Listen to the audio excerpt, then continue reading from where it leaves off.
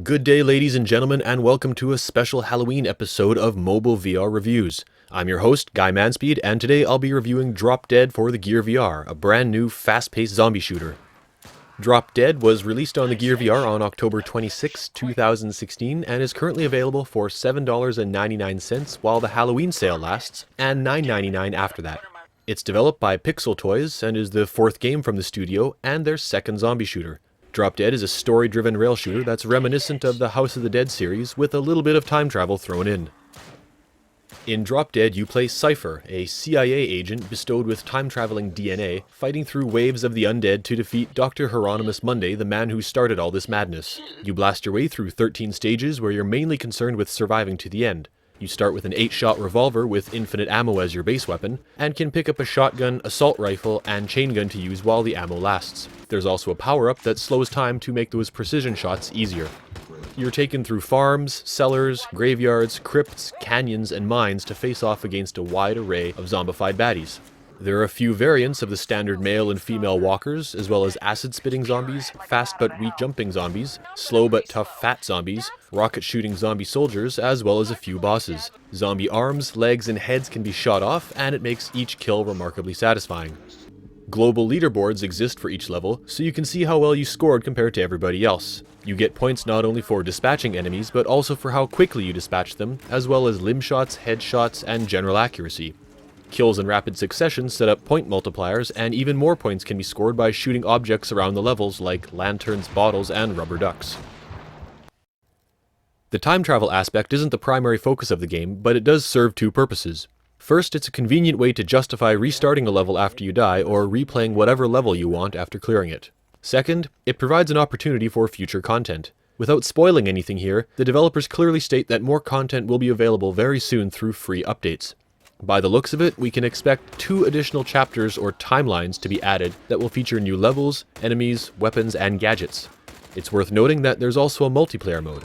I haven't spent much time with it, but it's similar to the single-player levels, except 2 to 4 players can eliminate zombies competitively.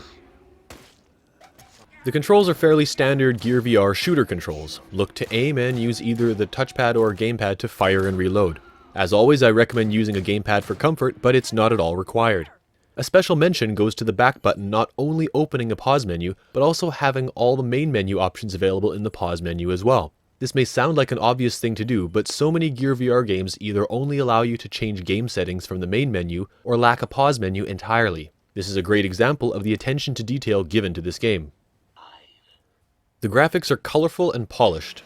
Enemies and environments are detailed and have a slightly cartoonish look to them. The environments are filled with small touches that make them seem like real places instead of movie sets. Each enemy has a unique animation, and all movements are smooth without stuttering. I don't think many people will find these zombies particularly terrifying, but they can still be gruesome when they get right up in your face, and the various zombie walk animations are genuinely creepy.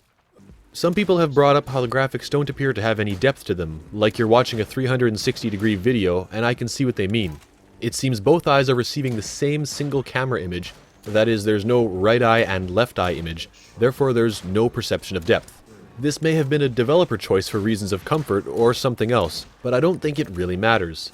It doesn't affect gameplay at all, and may actually improve comfort and reliability of aiming for some, since both eyes are seeing the same crosshair on the same target. There is a ton of voice acting in this game, and thankfully it is all very well done. The actors really brought the characters to life, and you actually want to see how they end up. There's a lot of information being delivered here. Beyond the story, the characters convey gameplay instructions, how to use weapons and power-ups, and alerts to new threats. Considering the amount of voice acting there is in this game, I think it's even more remarkable that they have recorded the dialogue not only in English, but also in French, German, Spanish, Korean, and Japanese. Similarly in quality to the voice acting, the weapon sounds boom appropriately, and enemies have unique attack sounds. The background and stage end music is also well done, and other ambient sounds really help fill out the game's atmosphere. I found this game to be completely comfortable, and that's playing the whole game in the normal mode. In normal mode, the game takes you from area to area by moving you through the environment and letting you shoot things along the way. In the special comfort mode, all player motion is removed. You simply blink between the key locations in the level. Comfort mode can be activated from both the main menu and pause menu, so if you're feeling yourself getting a little queasy during the game, you can just switch and keep on playing. Between this and the aforementioned camera observations, you can really tell that comfort was a huge priority for the developer, and they really hit their mark. It's a much more intense experience having the zombies growling in your face, especially with headphones on, as opposed to just tapping them on a smartphone touchscreen. Even without jump scares, you'll still twitch a little when you get ambushed from the side by a walker you didn't know was there, so I definitely consider this experience immersive. So it's Halloween, and what better time to pick up a new zombie shooter? I really enjoyed the experience overall, and I've gone back to replay levels trying to climb those leaderboards. The whole experience is entertaining, immersive, and extremely polished, and that really makes it worth the price. There's both a single-player campaign and a multiplayer mode, and there's even more content on the way via free updates. If you're looking for a zombie-blasting rail shooter with high production value on the Gear VR, you found it. Thanks for watching. Did you agree with my review of Drop Dead? Was I unfair? Did I miss something? Did this review change your mind about buying the game? Leave a comment to let me know what you think. And if you like what you saw, and you want to see more of this, hit those like and subscribe buttons now. And if you have a specific request for review, write that in the comments too, or hit me up on Twitter. Hope to see you again soon. Bye for now.